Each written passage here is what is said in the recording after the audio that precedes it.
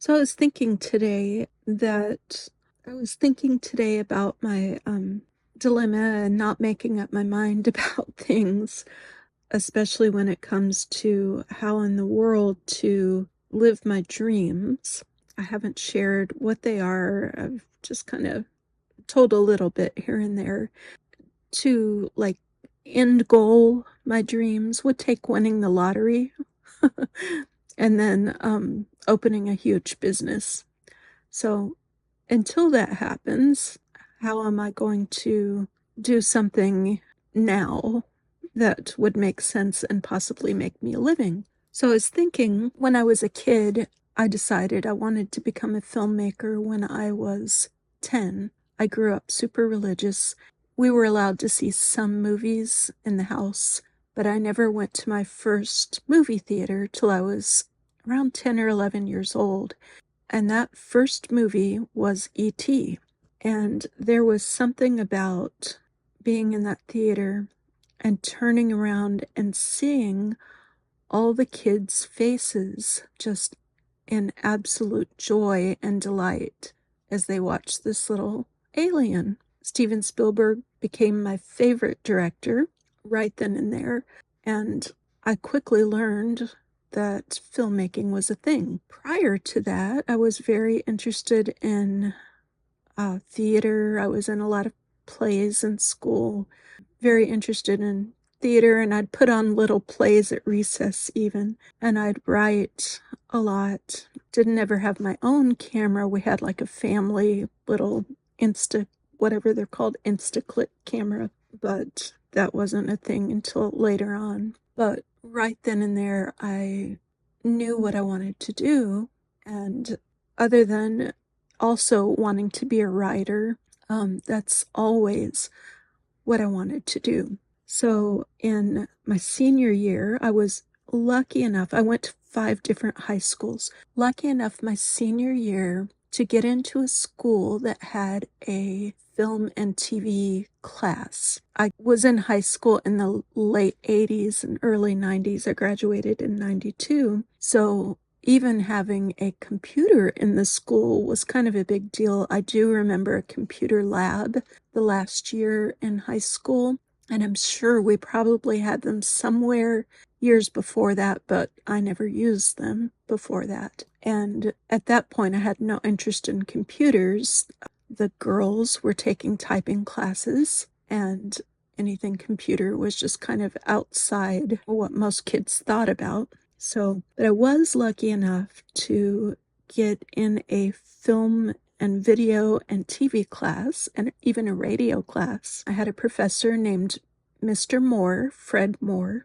Loved him so much. I don't remember if it was like just called cinema or what the class was, but we studied movies. He would come dressed up as different characters from the movies. So he would dress up as Charlie Chaplin. He would dress up as a zombie from Night of the Living Dead. It was just so much fun. And I love this teacher so much. And I also took a TV class where we learned basically broadcasting, like how to live switch on a video board and how to speak in front of the camera, like for news reporting. It was basically like a broadcast journalism class for kids that may want to work in a TV studio. I didn't have that particular interest. I wanted to make films. He also taught a radio class, and my high school, that particular one, had a little radio station, and I got my FCC license and wasn't really so much interested in being a DJ either, but I did get that. And then while in school, I was on the audiovisual club or whatever it's called, AV, and I always did the video camera for sports events and theaters and school events and things like that, and I just loved it. And Fred Moore, the guy who taught the class, he was probably in his 50s or 60s. I hope I'm saying that right. He seemed like an old guy when I was in school, but I was kind of directionless because I'd went to 5 different high schools. My grades were all over the place. I would have A's and F's and C's. I mean, some really wonderful grades, but also since I went to so many high schools, and each high school required a different amount of classes, I graduated by the skin of my teeth. But it was very important for me to take a class that I enjoyed too, which is where the TV class came in and cinema class came in. But I just barely graduated and didn't have the grades or the money to go to college, but wanted to. And at some point, while I was in school, I went to my last high school in the Chicago suburb of Downers Grove. And somehow I learned about a college called Columbia Film School, Columbia College in Chicago. It was right downtown in the Loop. And I really wanted to go. It was like a really great film school, and I could learn how to make movies. That was what I wanted to do. So, directly after school for the summer, I wasn't living at home my senior year. I was living with another family, but Fred Moore, Mr. Moore, my high school cinema teacher, worked at a dude ranch in Colorado. And so he said, I am looking for a videographer for the summer, and I think you'd be a great fit. And so he wrote a recommendation for me, and some other teachers wrote a recommendation. And I went out for the summer and worked on a dude ranch, working dude ranch with horses and the whole bit. But it was also like a vacation ranch where families would come and stay, and they would learn to ride horses, have campfires, morning breakfast around the campfire. Fred Moore would dress up as an old prospector looking for gold, and this prospector's name was Grubstake McGregor. He told the kids that he knew how to find gold, and the gold smelled like butter, and he would take them up on a little hike into the mountains, and he would have his little pan, and he would take some iron pyrite, which is fool's gold, and hide it in the palm of his hand. And then he would ask the kids, do you smell butter? And of course the kids would say, oh yeah, we smell butter. They would stop and chip away wherever the kids said they smelled butter. They would chip away at the ground with his little pickaxe. And as he was picking up dirt, he would put that gold in the dirt. And then he would get some water from his canteen and like rinse it out. And all of a sudden the kids would see gold coming around in the pan, and they'd all get a little piece to go home with them. It was just a lot of fun. I recorded video of the people coming and having their little vacations, and every single week a new group of people came, and I recorded the videos and made a little vacation video for them to take home with them.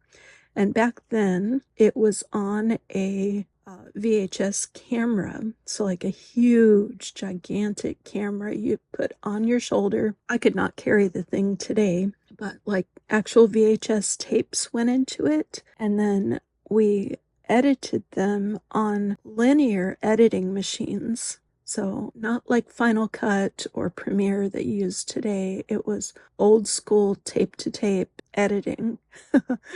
So, and I wasn't as much involved in the editing as he was, but anyways, I loved it. And then I ended up moving back home, and it was I took a year off, trying to figure out, how to pay for school and what I was going to do. And I think I actually, anyways, I did work at Books A Million for a while I was waiting to go to college, and then I went up to Chicago and started film school at Columbia Film School in Chicago.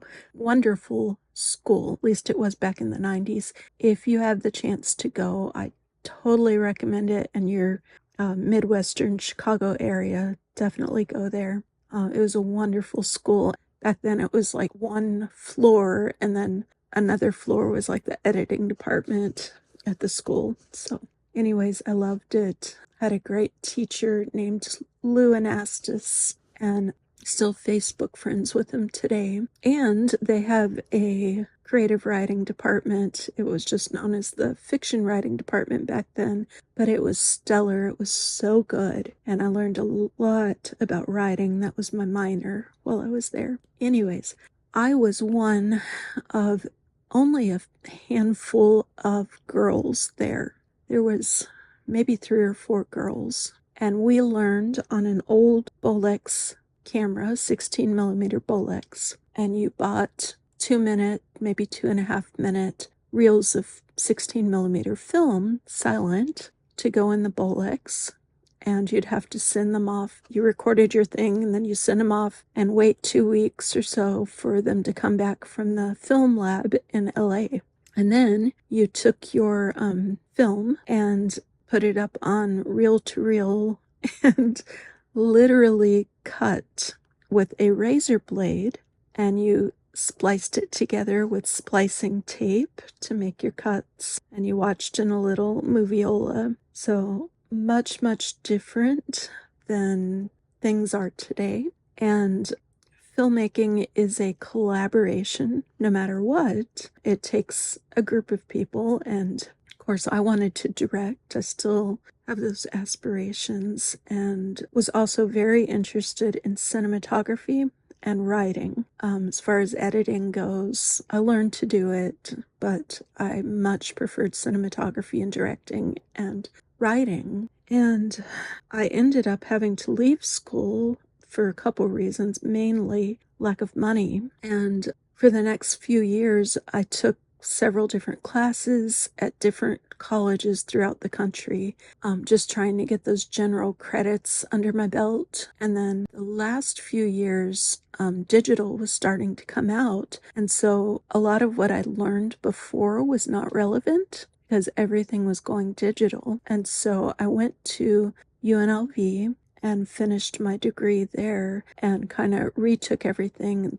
all the film production classes from a digital perspective then. So I kind of got the best of both worlds and took several cinematography classes, and I took a ton of photography and writing classes as well over the years. So back then, even in early 2000s, it was 2000 when I went to UNLV, and it was the 90s, early to mid 90s, when I first started film school. Back then, if you wanted to do anything in film, you either needed to get a job on a set, which I did. I worked on several movies, work on a TV show. You needed to go to LA or New York, preferably LA. You needed to kind of work your way up, start from the bottom and work your way up. And it definitely was a boys' club. Like the movies that I wanted to make weren't what the guys were interested in that were in film school with me. They wanted to make action things and blow stuff up, and I just wasn't interested in that. I wanted to do character pieces, films, dramas, and even thrillers I was interested in. I had a great group of guys that I would hang out with, and we'd work on short films together and stuff, but I ended up getting married and moving instead of following my dreams out to Los Angeles. So it really kind of rocked me off my path, and ended up working in several video production roles. And I did work on a ton of TV shows and films and all this, and then took a little turn into working, heading up a video department, and then working as a producer, and basically back in the same scenario where I was surrounded by all guys, and I was producing content for a company. And content was very different. This was pre-internet, really. I mean, there was a little bit of internet, but nothing like today. Facebook was just coming about.